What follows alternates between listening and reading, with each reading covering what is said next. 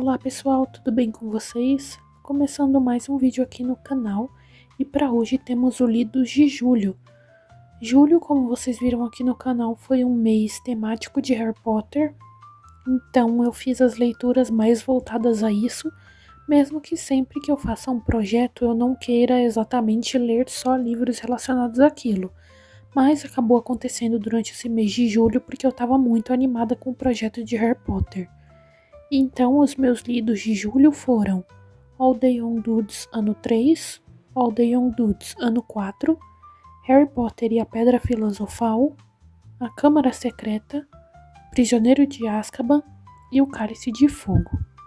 Caso vocês queiram ver, esses vídeos já estão disponíveis aqui no canal, com exceção do vlog de leitura de All the Young Dudes ano 3 e 4, que vai sair em breve, então eu já indico vocês a se inscreverem no canal para não perder quando sair.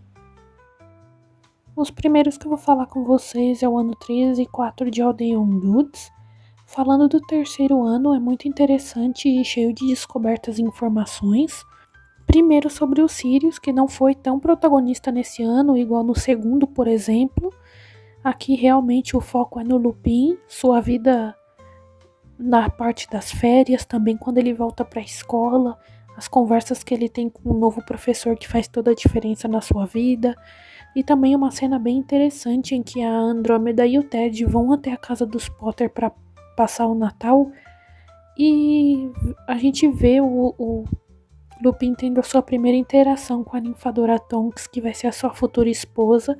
e aí eu vi que eles tinham 12, 13 anos de diferença, então eu achei bem interessante.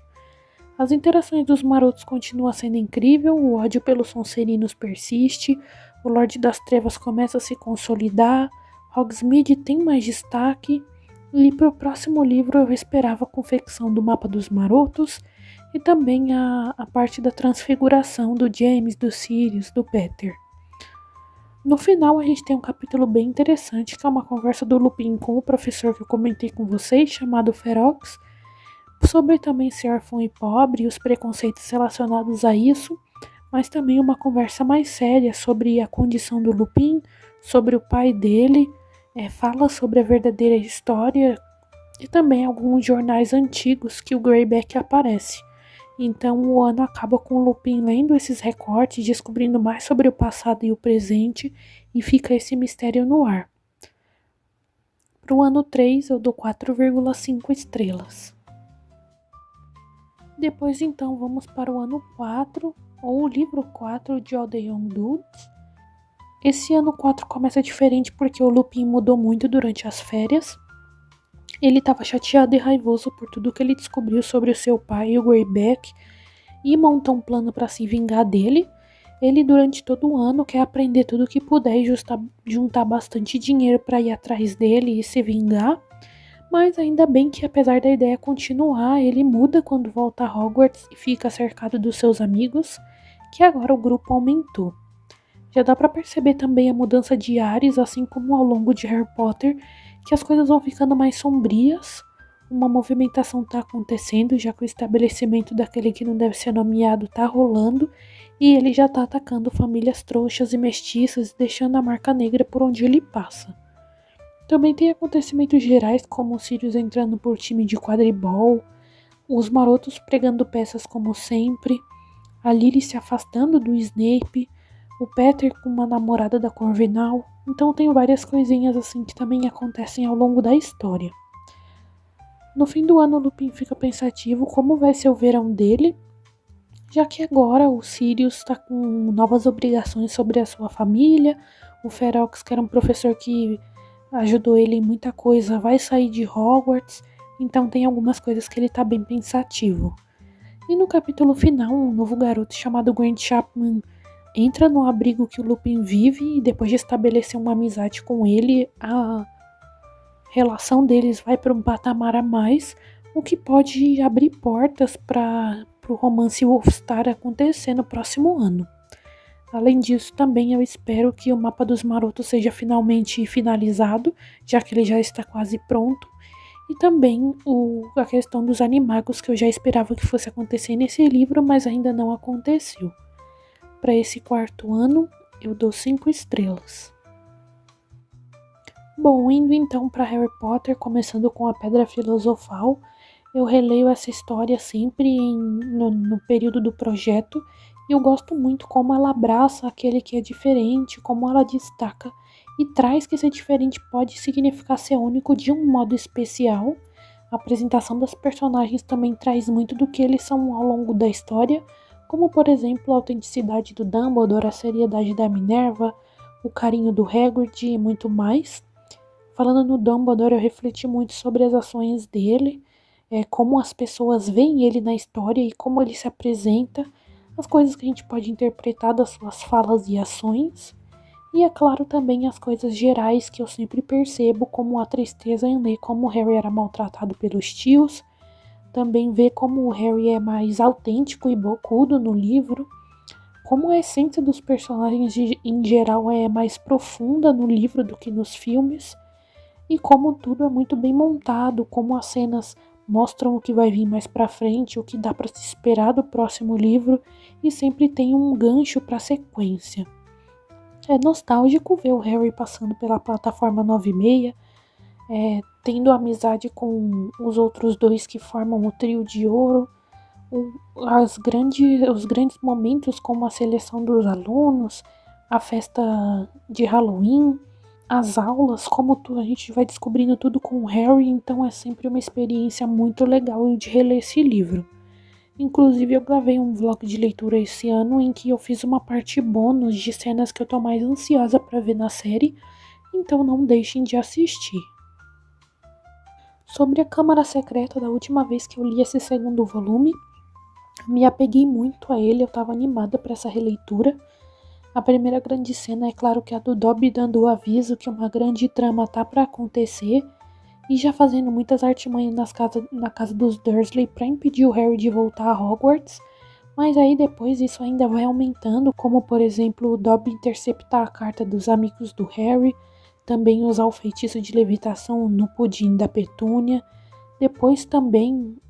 ele impedindo os garotos de passarem para a plataforma 9 3/4, o balaço, então tem muitas cenas do Dobby aqui e ele é uma das peças principais do livro. Eu sempre falo para vocês também que o protagonismo da família Weasley é muito importante nessa história, do Ron, da Gina também, dos gêmeos Weasley,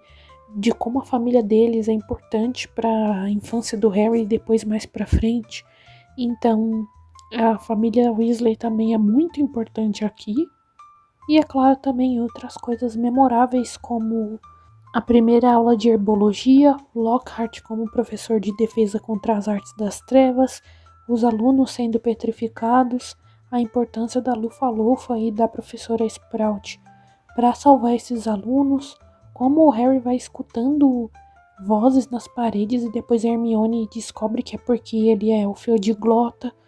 e todas essas questões relacionadas à Câmara Secreta que deixam um livro bem misterioso e bem interessante. A curiosidade vai tomando conta da gente e do trio de ouro, e a gente se vê em mais uma história que parece que a gente está descobrindo tudo junto com eles. Esse livro eu vou me apegando cada vez mais aos poucos e adorei reler também. Depois vamos ao Prisioneiro de Azkaban, e como nos livros anteriores a gente tem um apanhado geral do que já aconteceu, e é muito legal perceber o tanto de aventuras que a gente já viveu e coisas que a gente já aprendeu junto com o Harry, ver ele crescer cheio de magia, e isso tudo aconteceu em apenas 2 livros. A gente já começa ali com a foto da família Weasley no Egito, que parece inofensiva, mas faz muita diferença no enredo, que tem muito a ver com a identidade do Perebas, e de modo indireto também, ou direto, depende do modo de pensar, como o Sirius foge de Azkaban, como os dementadores chegam na escola e incitam tanta raiva no Dumbledore e ao mesmo tempo fazem o Harry crescer tanto em questão de poder e feitiço, também de autoconfiança, acredito eu. Outras coisas também como Noite Andante, cenas engraçadas como o Lalau chama do Sirius de carinha sinistro e o Sirius realmente representar o sinistro na vida do Harry nesse início. O Hagrid com sua plantação de abóboras, que também é uma parte bem visual desse livro e filme. as aulas de defesa contra as artes das trevas com o novo professor, que é o Lupin, que todo mundo adora, e ele realmente é o melhor professor dessa matéria em toda a saga, justamente por ser tão empático e ensinar de verdade, na prática, a enfrentar os perigos, e como a história dele também se envolve com tudo isso e cria aquela trama tão interessante relacionada também ao Vira-Tempo. Apesar de ser o meu filme favorito e não o meu livro, eu aprecio muito a história dele e como tudo é muito melhor explicado do que no filme, por exemplo. Por fim, minha última leitura do mês foi Harry Potter e o Cálice de Fogo. Esse livro, assim como A Câmara Secreta, explora muito o passado do Voldemort, então eu sempre acho essas partes muito interessantes. Inclusive eu conversei com vocês sobre como todos os livros têm partes que vão se ligando, e uma das partes, se não a parte mais interessante que eu acho do desenvolvimento, é esse passado do Voldemort, como tudo foi construído desde o início da sua vida e como ele mesmo trilhou o caminho que ele seguiria, inclusive a parte de ficar mais fraco e posteriormente ser derrotado pelo Harry. Também temos muitas outras coisas, como mais tempo de qualidade com os Weasley, a Copa Mundial de Quadribol, as escolas diferentes de magia chegando em Hogwarts para disputar o torneio Tribruxo, todas as provas, como as pessoas ajudam tanto o Harry, tanto nisso quanto em outras coisas. É o meu livro favorito, então eu sou suspeita para falar dele, mas eu acho muito interessante como as coisas são construídas aqui, como em poucas páginas acontece tanta coisa e deixa a gente tão envolvido até o final. E infelizmente também o final trágico do Cedrico, que é um dos únicos personagens que se destacam da minha casa, que é a Lufa-Lufa, mas ainda assim o livro é muito incrível, eu adoro ele. Reler todas as provas, ver também os jogos de quadribol ali no início na Copa, os personagens se adaptando a novas pessoas da Durmstrang e da Bobaton. Então eu acho muito interessante esse livro e como tudo ocorre. Não é à toa que ele é meu livro favorito. E esses foram os meus lidos do mês de julho. Esse vídeo ficou um pouquinho diferente, já que nem todos eu dei nota, já que a maioria foi releitura, mas eu não poderia deixar de comentar um pouquinho com vocês de como essas histórias me cativam e como eu gosto tanto de fazer esse projeto de Harry Potter no mês de julho. Caso vocês não tenham visto alguns vídeos, como por exemplo esses vlogs de leitura que eu gravei deles, já estão disponíveis aqui no canal. Eu vou deixar tanto nos cards quanto na descrição para vocês poderem assistir. E fiquem à vontade para entrar no canal e também assistir os outros vídeos que eu gravei durante esse período, como o Harry Potter Days, em que eu faço várias atividades temáticas de Harry Potter e levei vocês junto comigo em todas elas. Por aqui eu finalizo o vídeo, espero que vocês tenham gostado de me acompanhar. Não se esqueçam de comentar suas leituras no mês de julho, comentar também caso vocês tenham me acompanhado durante esse projeto de Harry Potter, curtir o vídeo, compartilhar com quem você acha que pode se interessar por esse conteúdo e, é claro, se inscrever e ativar o sininho para não perder os próximos conteúdos que vão sair por aqui. Até logo!